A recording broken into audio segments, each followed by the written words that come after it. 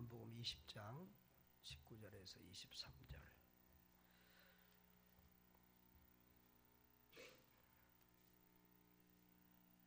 자, 찾으셨습니까? 다 같이 합독하겠습니다. 이날 곧 안식 후 첫날 저녁 때에 제자들이 유대인들을 두려워하여 모인 곳에 문들을 닫았더니 예수께서 오사 가운데 서서 이르시되 너희에게 평강이 있을지어다. 이 말씀을 하시고 손과 옆구리를 보이시니 제자들이 주를 보고 기뻐하더라. 예수께서 또 이르시되 너희에게 평강이 있을지어다. 너희 아버지께서 너희를 보내신 같이 나도 너희를 보내노라. 이 말씀을 하시고 그들을 향하여 숨을 내쉬며 이르시되 성령을 받으라. 너희가 누구의 죄든지 사하면 사해질 것이요 누구의 죄든지 그대로 두면 그대로 있으리라. 아멘. 아멘. 어제 토요일 아침 7시에 제가 천안에서 우리 비전 선교단 젊은 친구들에게 설교를 했습니다. 한 300명에서 400명, 우리 사진 좀 띄워달라 했더니 영상실에서 안 하네. 한 300~400명이 이렇게 모여서요. 대학생, 20대, 30대 젊은이들이 주로인데요. 참 우리가 지금 우리 다음 세대들을 보면 참 걱정이 되고 염려가 돼요. 저 아이들이 저렇게 해서 어떻게 우리 교회들을 이끌고 가고 다음 세대를 세계 선교를 책임질 것인가 걱정이 많이 되는데 우리 뜨겁게 모여서 선교의 가슴을 불태우는 친구들을 보고 굉장히 소망이 참 있었습니다. 제가 설교하면서 그런 얘기를 했습니다. 선교 마인드가 있는 사람은 달나라 가도 선교하고 어디 가도 하고, 선교 마인드가 없는 사람은 선교지 가도 선교 못한다. 그렇죠? 제가 우즈벡에 있을 때도 선교했지만 한국에 와도 여전히 선교하잖아요. 그러니까 우리가 중요한 것은 우리의 마인드예요. 뭐가 중요하다고요? 선교 마인드가 중요해요. 옆에 분에게 한번 물어봐서 선교 마인드가 있으십니까? 마인드가 있으면 다예요. 어떤 교회는 그래요. 우리는 개척교회라서 못해요. 저는 개척할 때마다 선교했어요. 개척교회도 교인 있잖아요. 이수자 권사님 교인이 한 명이다. 자, 선교연금 합시다. 그럼 이수자 권사님 하겠어요? 안 하겠어요?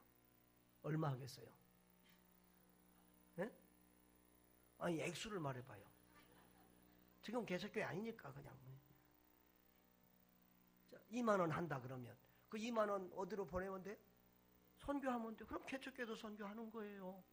그러면 성도 가는데 목사는 안 하겠어요? 하겠지요. 그렇게 해서 개척교회가 선교하는 거예요.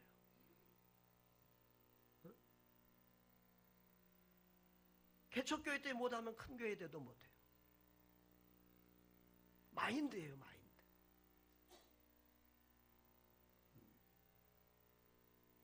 할 수 없다는 사람은 아무 때나 못해요. 할 수 있다고 생각하는 사람은 어떤 환경에서도 할 수 있어요. 예수 그리스도의 부활은 역사적인 사실입니다. 근데 그 부활의 현장을 보고 체험한 성도에게 나타나는 필연적인 증거가 있습니다. 그것은 부활 증거입니다. 여러분, 죽은 사람이 살아나는 걸 봤어요? 그러면 여러분은 그걸 보고 입 딱 닫고 그냥 이러고 있겠습니까? 그러고 있겠어요? 그런 사람이 있다면 그 사람은 비정상입니다. 죽은 사람이 살아나는 걸 봤으면, 죽은 나사로가 걸어 나오는 걸 봤으면, 입 달린 사람은, 눈 달린 사람은 말하고 전하지 않을 수가 없는 것이지요. 아멘. 그래서 예수님이, 부활하신 예수님이 또 우리에게 바라는 첫 번째 그런 소원, 명령도 가서 전하라는 거예요. 부활 증인이 되라는 거예요. 할렐루야. 우리 주님은 늘 내가 이 땅에 온 것은 스스로 온 것이 아니라 하늘에서 보내서 왔다. 하늘 아버지가 보내서 왔고 그 아버지께서 하라고 하는 일을 하고 아버지께서 하라고 하는 말을 전한다 그랬어요. 그 주님이 이제 아버지께서 나를 보낸 것처럼 나도 너희를 보내노라라고 말씀합니다. 할렐루야. 뭐 한다고요? 부활의 주님이 우리를 부활 증인으로 보내기를 원한다는 거예요. 여러분, 오늘 요한복음 20장은 예수님의 부활하신 내용인데요. 언제 부활하셨다고? 안식 후 첫날. 그러니까 예수님이 십자가에 달리신 날이 어느 날이에요? 금요일 날이에요. 금요일 날. 그리고 안식 후 첫날이 무슨 날이에요? 그러면 자, 유대인들은 안식일이 언제부터 언제까지라고 그랬어요? 금요일 저녁부터 토요일 저녁까지. 그래서 러시아 성경에는 안식일 그러면 수보따로 이렇게 번역이 돼요. 수보따가 뭐죠? 토요일이라는 거예요. 토요일. 그래서 그 다음 날 안식 후 첫날이니까 지금 주일입니다. 주일날 새벽 미명에 막달라 마리아와 다른 여자들이 그 무덤에를 올라갑니다. 그러니까 남자가 강심장이 여자가 강심장이요? 네. 위기에 때는 여자가 강해 남자가 강해? 그래서 여자가 살아야 돼. 그래서 가정도 여자가 살아야 돼. 자, 이렇게 해서 올라갔는데 무덤이 열리고 예수님이 없어요. 그래서 그것을 제자들에게 전했습니다. 그랬더니 베드로와 요한이 달려가서 봅니다. 여기 보면은 8절에 보면 그때야 무덤에 먼저 갔던 그 다른 제자 들어가 보고 뭐 하더라? 믿더라 이렇게 돼 있어요. 근데 이 믿었다는 말은 예수님이 부활을 믿었다는 말이보다도 예수님의 시체가 없어졌구나 그렇게 믿었다는 말 의미가 더 강해요. 거기 9절에 설명을 해놨잖아요. 그들은 성경에 그가 죽은다가 다시 살아나리라는 말씀을 아직 알지 못하더라. 그리고는 그 두 제자는 어떻게 되었어요? 집으로 돌아갔어요. 그런데 마리아는 어떻게 됐어요? 여자가 끈기가 있어. 마리아는 그 자리를 안 떠나고 울고 있어요. 그러다가 부활하신 예수님을 만났습니다. 그런데 예수님이 뭐라고 말합니까? 17절에 보면 나를 붙들지 마라. 내가 아직 아버지께로 올라가지 아니하노라. 그러면서 너는 내 형제들에게 가서 누구에게? 내 형제들. 그 형제들은 누구예요? 제자들을 말하는 거예요. 가서 이르되 내가 내 아버지 곧 너희 아버지 내 하나님 곧 너희 하나님께로 올라간다 하라 그랬습니다. 그래서 막달라 마리아가 가서 17절에도 가서 그랬어요. 18절에도 그래서 주님 말씀하신 대로 가서 제자들에게 내가 주를 보았다 하고 주께서 자기에게 하신 말씀까지도 전했습니다. 할렐루야. 이렇게 부활의 증인들은 부활하신 예수님을 본 것 그리고 그 주님이 하신 말씀을 가서 증거해야 하는 것입니다. 여러분, 자 그런데 19절에 보면 이날 언제? 안식 후 첫날 예수님 부활하신 첫 부활절입니다. 주일입니다. 그날 저녁에 제자들이 유대인들을 두려워하며 모여 있는데 문들이 어떻게 됐더라? 닫혔어요. 그런데 육체를 가지신 그 돌아가시기 전에는 그 닫힌 문을 들어올 수 없죠. 그런데 이제는 부활하신 그 몸은 신령한 몸이 돼서 그들 가운데 싹 들어오십니다. 그러면서 뭐라고 말씀하세요? 너희에게 평강이 있을지어다 말씀하시고 손과 옆구리를 보여주시니까 제자들이 보고 기뻐했다고 그랬습니다. 그리고 21절에 예수님께서 또 뭐라고 하십니까? 너희에게 평강이 있을지어다. 아버지께서 나를 보내신 것 같이 나도 너희를 보내노라. 이 말씀을 하시고 그 다음에는 성령을 받으라. 이렇게 말씀하셨어요. 오늘 예수님이 우리에게 부활하신 주님이 우리에게 나타나서 주신 세 마디 말씀을 생각해 보려고 하는데요. 첫 번째로 너희에게 뭐가 있을지어다? 평강이 있을. 그 말씀을 몇 번 했어요? 19절 마지막에 너희에게 평강이 있을지어다. 그리고 21절에도 평강이 있을지어다. 그랬는데 그날 한 사람 빠진 사람이 있었죠. 그렇죠? 늘 교회는 모임에 빠진 사람이 문제예요. 예배에 안 나온 사람이 문제. 그 사람이 나중에 가서 꼭 뒷소리하고 헛소리 하거든. 근데 도마가 그 자리 빠져서 그래가지고 도마가 헛소리를 합니다. 나는 못 믿겠다. 나는 내가 그 못자국에 손가락 넣어서 확인해 보지 않고는 못 믿겠다 그래. 그래서 주님이 그것을 아시고 그 다음 주에 다시 또 나타나셨어요. 그래가지고 그때도 하신 말씀이 26절에 너희에게 평강이 있을지어다. 할렐루야. 우리 주님은 이렇게 우리에게 나타나실 때마다 평강이 있을지어다 라고 말씀하세요. 그만큼 주님이 우리에게 주고 싶은 중요한 선물이 뭐다? 평강이라는 거예요. 이것은 하나님의 간절한 소원이에요. 원래 하나님은 에덴 동산을 창설하실 때 우리에게 하나님 안에서 평강을 누리며 샬롬을 누리며 살도록, 토부를 누리며 살도록 그렇게 했어요. 쉼이 좋았더라 그랬어요. 그런데 사탄 마귀가 그 에덴 동산을 망쳐놨어요. 죄악으로 물들어놨어요. 거기에 누가 짝짝꿍했다고요? 아담과 하와가 함께해서 죄악에 빠져버렸어요. 샬롬을 잃어버렸어요. 그래서 하나님께서 그 샬롬을 회복시키기 위해서 누구를 보내신다고? 여인의 후손 예수 그리스도를 보내시겠다고 약속하고 이제 그 약속을 이루어 주시는 거예요. 자, 그래서 예수님께서 너에게 평강이 있느냐 그렇게 말해요. 제자들은 지금 뭐하고 있는데? 두려워서 떨고 있는데 그들에게 평강이 있을지어다 그렇게 말씀하고 있습니다. 그런데요, 이 평강 샬롬이라는 말, 옆에 분들하고 한번 인사 한번 합시다. 샬롬, 샬롬. 그런데 이 샬롬이라는 인사는 어떤 인사라고 그랬죠?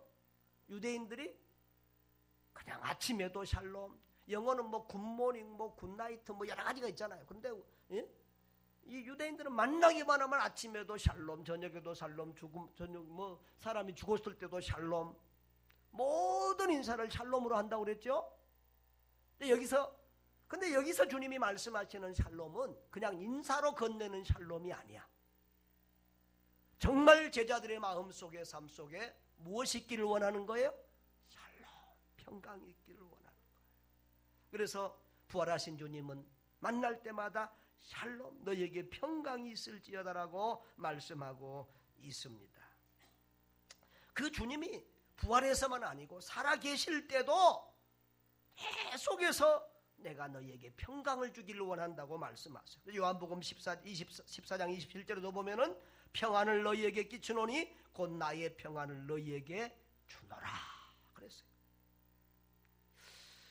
요한복음 16장 33절에도 이것을 너희에게 이르는 것은 너희로 내 안에서 평안을 누리게 하려 함이라 그랬어요.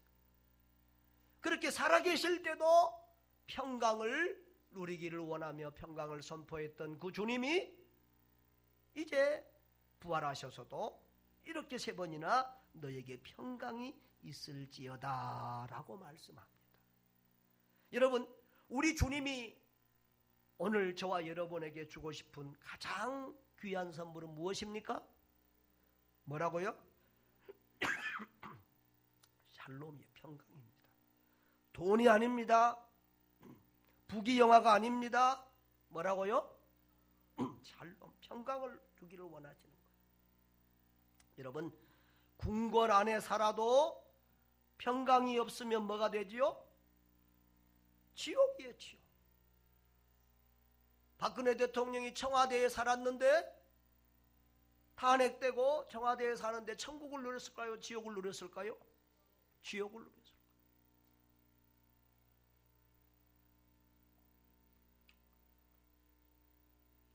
그런데 초가상간에 살아도 샬롬을 누리면 거기가 뭐예요? 천국이에요. 그래서 우리 찬송가 보면 뭐라고 그랬어요? 초막이나 궁궐이나 내 주 예수 모신 곳이 그 어디나 하늘나라. 할렐루야. 내 영혼이 은총 입어 중한죄 짐 벗고 보니 슬픔 많은 이 세상도 전국으로 하도다. 할렐루야. 아멘. 주님 계신 곳이 천국이에요. 여러분 마음에 그 샬롬, 그 평강, 그 천국이 이루어지기를 주의 이름으로 축원합니다. 그런데 여러분, 이 평강은요, 이 천국은요, 세상이 줄 수 없어요. 그래서 요한복음 14장 27절에 보면은 내가 너에게 주는 것은 세상이 주는 것과 같지 않다 그랬어요. 주님이 평강을 이야기하면서 세상에는 없어요. 참 평강은 그러면 어디 안에 있어요? 주님 안에 있어요. 그래서 요한복음 16장 33절에 보면 이것을 너희에게 이르는 것은 너희로 내 안에서 평안을 누리게 하려 함이라 그랬어요. 평안은 누구에게만 있다고요? 주님에게만 있어요. 주님 안에만 있어요. 할렐루야. 이걸 알아야 돼요. 여러분은 어떻게 삶 속에서 평강을 누리며 사십니까? 여러분은 평안한 환경 속에서만 평강을 누리십니까? 아니면 어떤 어려운 환경에서도 평강을 누리십니까?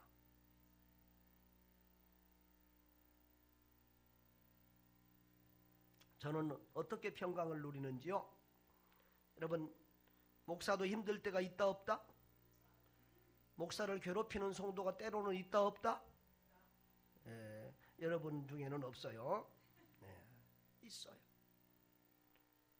목회하다 보면 잠못 이루고 고민하고 염려해야 될 교회 일들이 있다 없다?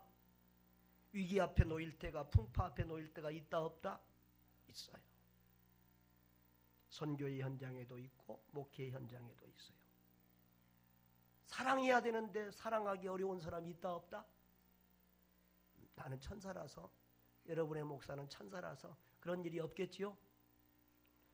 화면한 사람이 아무도 없어. 있어요. 미운 사람도 있고요, 사랑하기 어려운 사람도 있고요, 잠 못 이루는 밤을 주는 분도 있어요. 그때 어떻게 하는 줄 아세요? 여러분, 사람이요, 사랑할 때도 자꾸 생각나고 떠오르지만요, 뭐 할 때도 떠올라요? 미워해도 그 사람 생각만 나요. 미워해도 그 사람 생각만 나. 그럼 어떻게 해야 될까요? 어떻게 해야 될까요? 어떤 사건이나 어떤 문제가 있을 때 생각 안 하려고 해도 자꾸 그 생각만 나요. 그렇죠? 세월호에서 자녀를 잃은 엄마들, 생각 안 할래도 생각만 나요. 어떻게 해야 될까요? 여러분, 어려운 일을 당했을 때, 힘든 일을 당했을 때, 나를 괴롭게 하는 사람이 있을 때 어떻게 해야 될까요? 생각나도 내려놔야 돼요. 생각나도 어떻게 하라고요? 내려놔야 돼요. 누구를 생각해야 돼요? 예수님 생각해야 돼요. 예수님 바라봐야 돼요. 또 생각나요. 그러면 또 내려놓고 또 예수님 바라보고 또 예수님 생각하고 또 생각나요. 그러면 또 내려놓고 또 예수님 바라보고 또 예수님 생각하고, 그러면 어느 밤 어느 틈엔가 그런 염려와 걱정들이 물러가고 내 마음에 평강이 이루어집니다. 잠이 옵니다. 할렐루야. 아이 목사님, 그건 현실 도피적이 아닙니까? 아니요. 어차피 내가 해도 일 처리 못해. 주님 안에서 평강을 누리고 있으면 주님이 일 다 해주셔. 그런 경험을 수도 없이 제공했어요. 할렐루야. 여러분, 주님 안에서 평강을 누리기를 바랍니다. 주님 안에서 평강을 누리며 사는 그 비결을 발견하시기를 바랍니다. 성령이 여러분의 마음을 주장하셔야 됩니다. 예수님이 저와 여러분의 마음을 주장해야 될 줄 믿습니다. 주님은 우리에게 너희에게 평강이 있을지어다. 너희에게 평강이 있을지어다. 아무개야 너에게 평강이 있을지어다. 그 평강이 여러분에게 있기를 주의 이름으로 축복합니다. 그리고 너희를 보내노라 그렇게 말합니다. 뭐 한다고요? 아버지께서 예수님을 보내신 것처럼 나도 너희를 보내노라 그렇게 말합니다. 여러분, 예수님은 우리가 부활 증인 되기를 원합니다. 예수 증인 되기를 원합니다. 자, 이 얘기는 좀 더 이렇게 오늘 핵심 내용이니까 좀 이따 더 하겠습니다. 그러면서 예수님이 그 다음에 성령을 받으라 이렇게 말씀하십니다. 그리고 23절에 너희가 누구의 죄든지 사하면 사하여 줄 것이요 그렇게 누구의 죄든지 그대로 두면 그대로 있으리라 말합니다. 자, 예수님께서 제자들에게 성령을 주어서 보냈는데 그 제자들이 할 사역이 무슨 사역이다?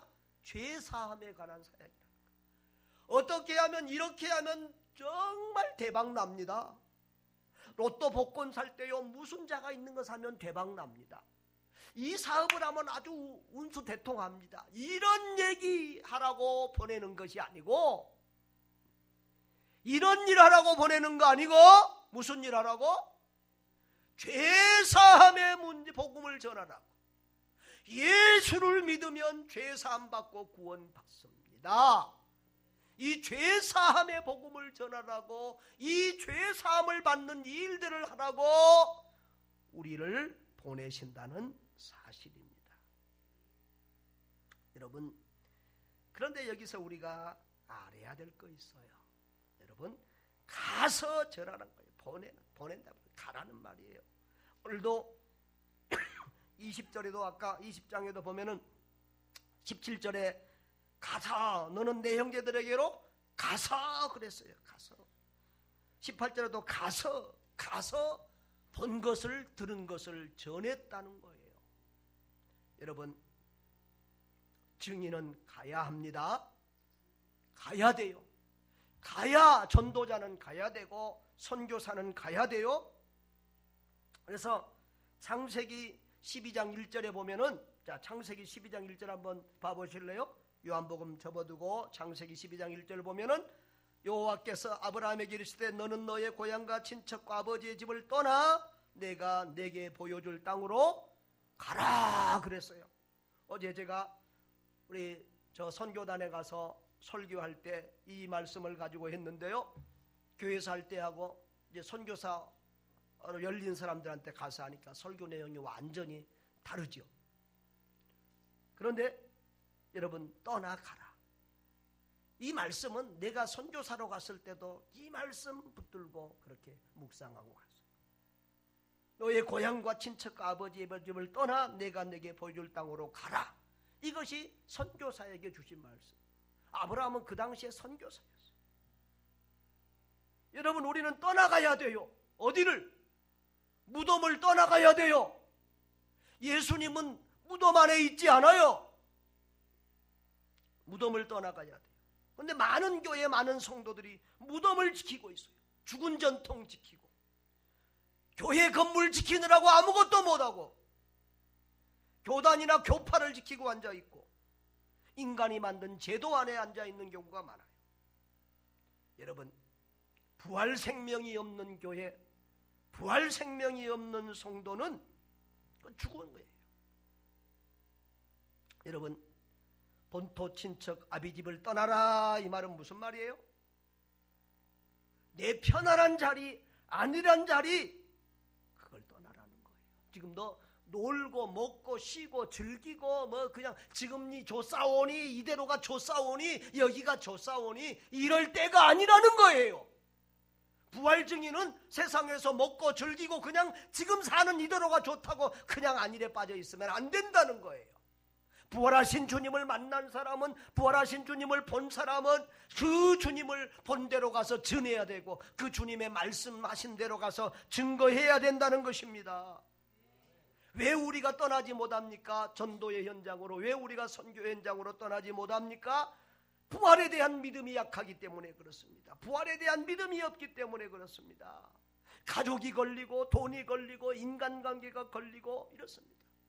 여러분, 왜 헌신이 안 됩니까? 부활신앙이 없기 때문에 헌신이 안 되는 것입니다.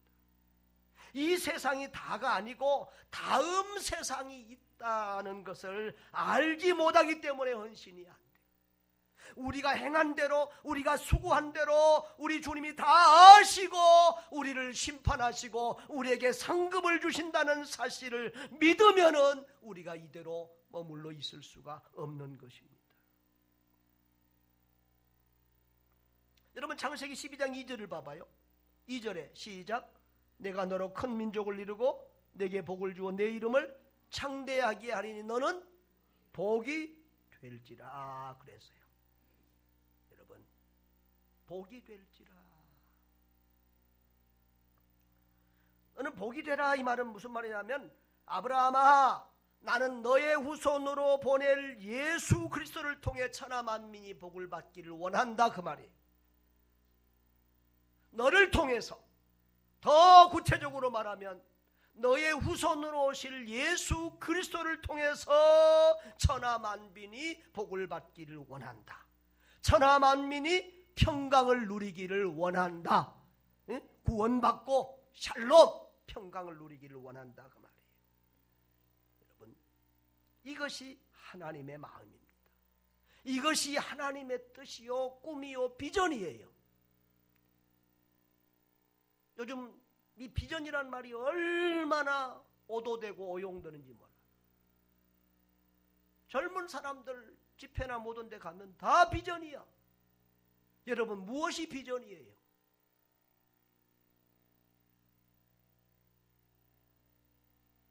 내가 내 꿈을 이루려 하면 그건 개꿈이에요. 하나님은 아브라함에게 아브라함 자기의 꿈을 이루라고 부른 거 아니에요. 하나님의 꿈을 이루라고 부른 거예요. 하나님의 꿈이 뭐예요? 너를 통해서 천하 만민이 복을 받기를 원한다. 너를 통해서 너의 후손 예수 그리스도를 통해서 천하 만민이 구원받고 샬롬을 누리기를 원한다. 이것이 하나님의 꿈이요 비전이에요. 그 꿈을 이루라고 아브라함을 선택하고 부른 거예요. 그 꿈을 이루라고 저와 여러분을 선택하고 부르신 거예요.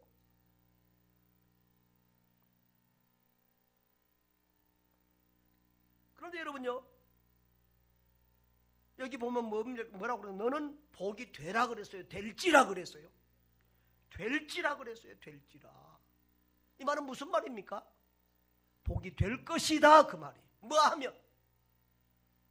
뭐 하면 복이 될 것이다? 순종하면 복이 될 것이라는 거예요. 떠나가라. 내가 내게 지시할 땅으로 보여줄 땅으로 가라 그랬어요. 하나님의 명령에 순종하면 하나님이 복이 되게 해주신다는 거예요. 아브라함이 복을 받는 것이 아니에요. 우리는 이 말을 자주 이렇게 우리 마음대로 번역을 해요. 그래서 복을 받으라, 복이 되라. 또는 어떤 사람은 복 있는 사람을 만나야 된다. 그렇게 설교하시는 분들도 적용하시는 분들 있어요. 아니에요. 그 반대예요. 복 있는 사람을 만나서 너가 그 사람 통해서 복 받으란 말이 아니고 네가 복이 되어서 남에게 복을 나눠주라 그 말이에요. 네가 남에게 복을 끼치는 사람이 되라 그 말이에요. 네가 남이 만나고 싶은 복된 사람이 되라 그 말이에요. 그 복이 뭐예요? 예수예요. 예수. 내가 누구한테 뭘 줍니까? 우리가 누구에게 복을 줄 수 있습니까? 예수 주는 거예요. 예수 생명, 예수 부활 주는 거예요.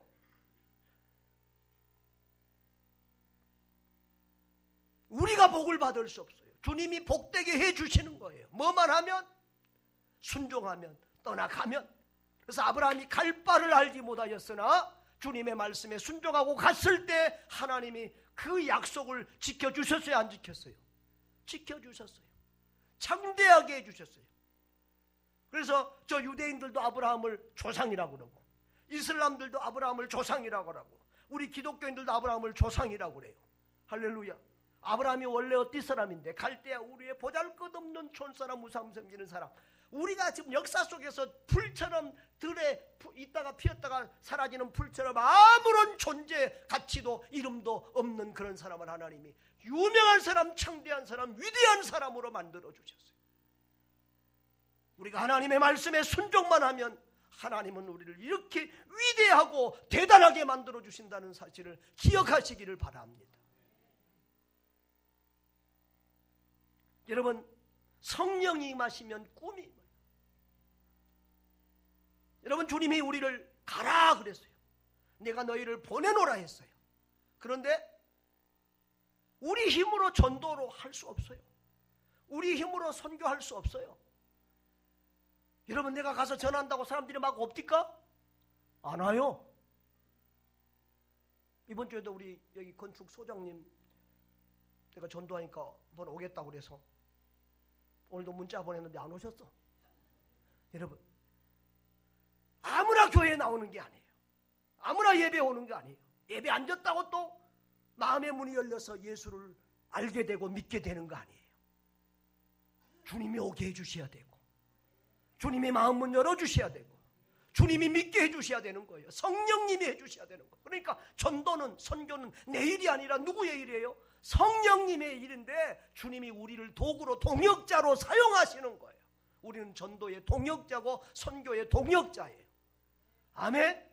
그래서 여러분, 늘 내가 자주 말하지만 사도행전 1장 8절에 중요한 의미가 있어요. 다 같이 시작. 오직 성령이 너에게 임하시면 너희가 예루살렘과 온 유대와 사마리아 땅끝까지 내 증인이 되리라. 할렐루야. 근데 증인이 되라가 아니라 뭐라고요?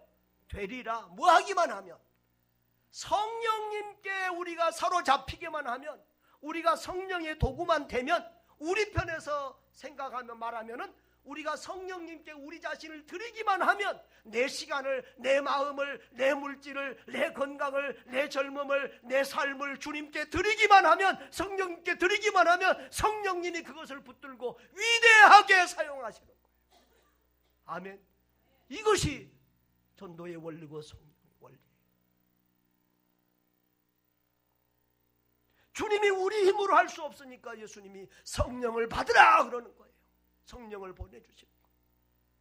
그러니까 우리 힘으로 주의 일을 하려면 얼마나 피곤합니까? 우리 힘으로 주의 일을 하려면 이룰 수가 없어요. 근데 성령 받으면 성령님이 해주세요.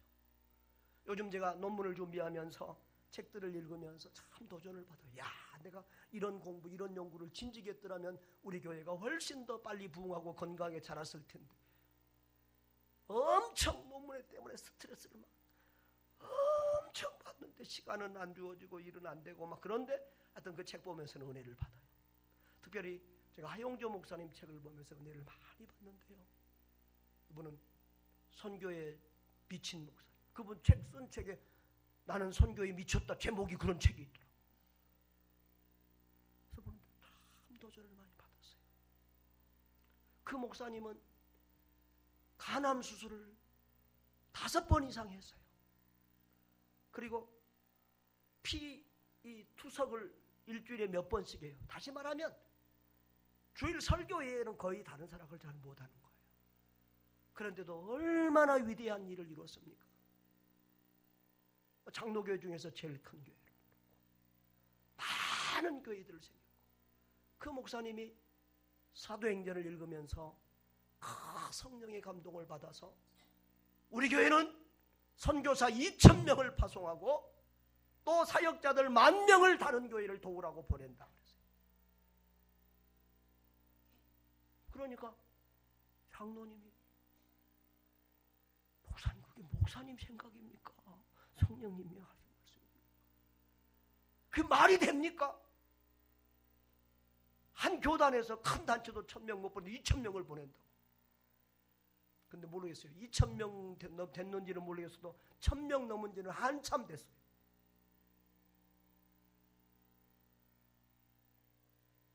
여의도 순복음교회가 보다 선교사를 몇 배 더 보냈어요. 여러분, 성령 받으면요 사람이 커져요. 꿈이 커져요.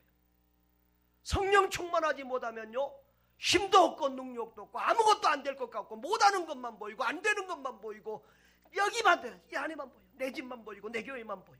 근데 성령 받으면 사람이 보이고 영혼이 보이고 세계가 보이는 거예요. 성령 충만하지 못하면 밤낮 돈이나 보이고 세상 즐거움이나 보이고 그래요. 근데 성령 받으면 사람이 보이고 영혼이 보이고 세계 선교가 보이고, 여러분 그런 은혜가 있기를 바랍니다. 그런 은혜가 있기를 바랍니다. 여러분, 주님이 우리를 밥 먹고 잘 살라고 세상에 남겨두신 거 아니에요. 맛있는 거 좀 더 먹고 살다가 가고 싶습니까? 천국 가면 더 맛있는 것이 훨씬 더 많은데 빨리 가서 거기서 더 좋은 거 잡수시죠. 아니, 아파트 좀 샀으니까 좋은 아파트 좀 더 살다 가고 싶습니까? 아이고, 천국 가면 아파트보다 1000배, 1000배 더 좋은 집 있는데 뭐 하려고 그렇습니까? 주님이 우리에게 이 세상에서 더 좋은 것 즐기라고 남겨놓으신 것이 아니라 부활 증인되라고, 예수 증거하라고, 사람 구원하라고 우리를 이 땅에 남겨주신 줄 믿습니다.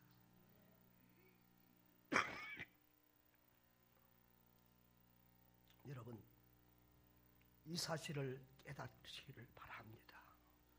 우리가 주님의 눈을 가지면, 주님의 마음을 가지면, 성령의 사람이 되면은 주님이 보는 것을 보게 됩니다. 그러니까 우리 마음이 성령에 사로잡히면, 성령의 사람이 되면요, 주님이 보는 것을 보게 돼요. 주님이 꿈꾸는 것을 꿈꾸게 돼요. 사람이 보이고 영혼이 보여요. 그리고 내 발이 주님이 가고 싶은 대로 가게 돼요. 내 손이 주님이 하고 싶은 일을 하게 돼요. 여러분, 그런 성령의 사람들 되기를 바랍니다. 주님께 순종하면, 주님께 저와 여러분 보잘것없지만 저와 여러분을 주님께 내어놓으면 주님이 우리를 위대하게 사용하시는 거예요. 하나님이 그 아브라함을, 보잘것없는 아브라함이 하나님 말씀에 순종했더니 위대하고 창대하게 만들어주셨어요. 저 베드로, 요한, 갈릴리 어부들, 보잘것없고 못 배우고 못난 사람들, 가난한 사람들, 주님께 자기의 삶을 드렸더니, 성령님께 붙잡혔더니 주님께서 그들을 위대하게 사용해 주셨어요. 오늘 저와 여러분, 자꾸 우리 자신을 바라보지 마세요. 나는 작은데, 나는 보잘것없는, 나는 가진 것이 없는데, 우리 교회는 작은데, 이거 바라보지 말고 주님께서 주시는 꿈을 꾸시기를 바랍니다. 성령에 사로잡혀 사람을 보고 영혼을 보고 세계를 꿈꾸고 가슴에 품고 성령님과 더불어 위대한 예수의 증인들로 쓰임받는 복된 성도들 되시기를 주의 이름으로 축원합니다.